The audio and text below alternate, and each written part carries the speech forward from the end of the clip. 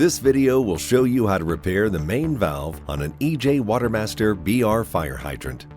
EJ repair kits are available for the 5BR250 as well as the 5BR350 hydrants. Gather the tools you will need for this project.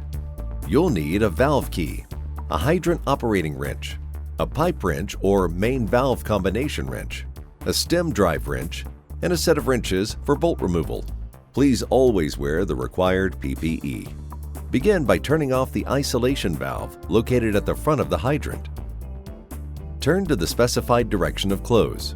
We suggest you remove one of the caps to verify it is shut off and the pressure is removed from the hydrant. Once you are sure the water source is turned off, you can remove the 6 bolts and nuts from the base of the bonnet.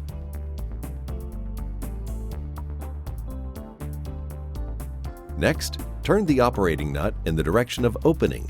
This is an open left hydrant, so we will be opening it in a counterclockwise direction. Note, some hydrants are designed to open right, so a clockwise rotation would be needed in that case.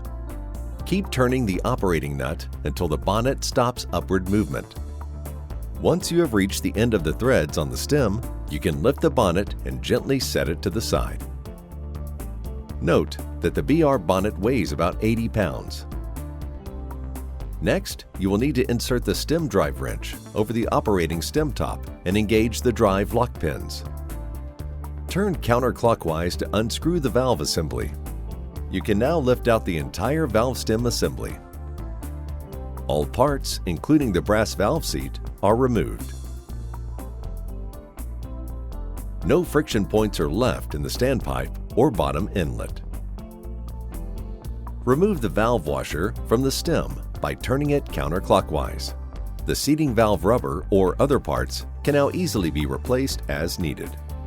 The seating valve rubber can be used for both 250 and 350 psi hydrants, depending on its orientation. It is labeled to show which side needs to face up for the pressure rating intended. Now, reassemble the valve and stem assembly. Tighten the valve washer by turning it clockwise.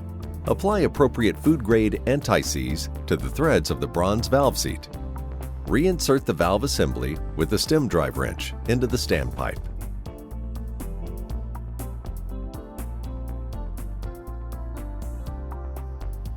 Tighten clockwise.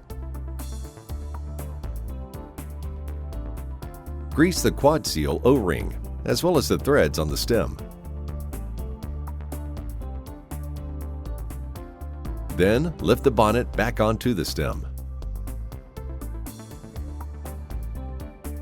Turn the operating nut or the bonnet in the direction of closing until the bonnet stops downward movement and is tight. Replace the 6 bonnet flange bolts and nuts. You can now turn water back on and test the hydrant. Make sure there are no leaks and everything is working properly.